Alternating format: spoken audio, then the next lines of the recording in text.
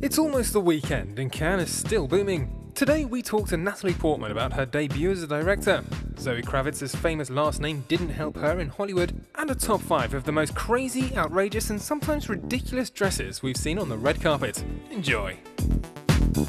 Natalie Portman attended the festival this year not only as an actress, but she also directed her first movie, A Tale of Love and Darkness. Although Natalie hopes for good reviews, she doesn't care much about big prizes like Oscars, BAFTAs and Golden Globes. First of all, it helps people strive to make good work and helps acknowledge and get more eyes on good work that isn't necessarily, a blockbuster. But ultimately, the truth is that it's got to be about what you're expressing, and that's where the meaning is, the experience and the expression, and it's all in your relationship to it. I think if you can say this is wonderful and kind, and I so appreciate it, but also it's not an obsession or a worship situation. After the heavy duty of acting and directing, she decided to choose just one favourite occupation for the time being. I'm interested in doing it all, but immediately I'm looking forward to acting again and just acting, because it'll be nice to just be able to focus on that. Another lady who's focusing on her acting career is Zoe Kravitz. Zoe Kravitz stars in the new action comedy Dope, about a boy from the hood who's heading to Harvard.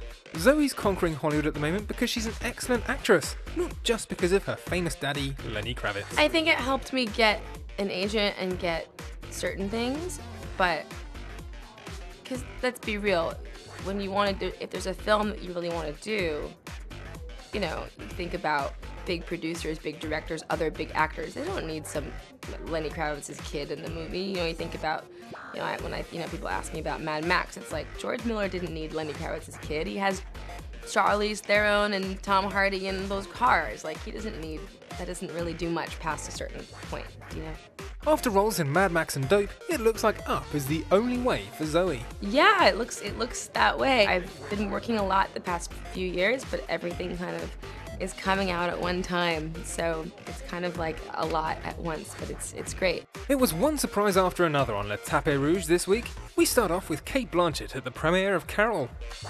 The Australian beauty wore a huge dress that was featured with an 18th century digital print. The strapless gown is a design by British fashion designer Giles Deacon. Next on the list is Bollywood actress Aishwarya Rai. She stole the show in a couture by British duo Ralph and Russo as she swiped the red carpet in her gown that almost looks architectural. Emily Blunt represented fashion designer and daughter of ex-Beatle Paul McCartney, Stella McCartney, as she attended in a dazzling dress at the premiere of her newest movie Sicario. The actress looks absolutely glamorous, and the gown definitely displays her beautiful figure. Well done, Emily.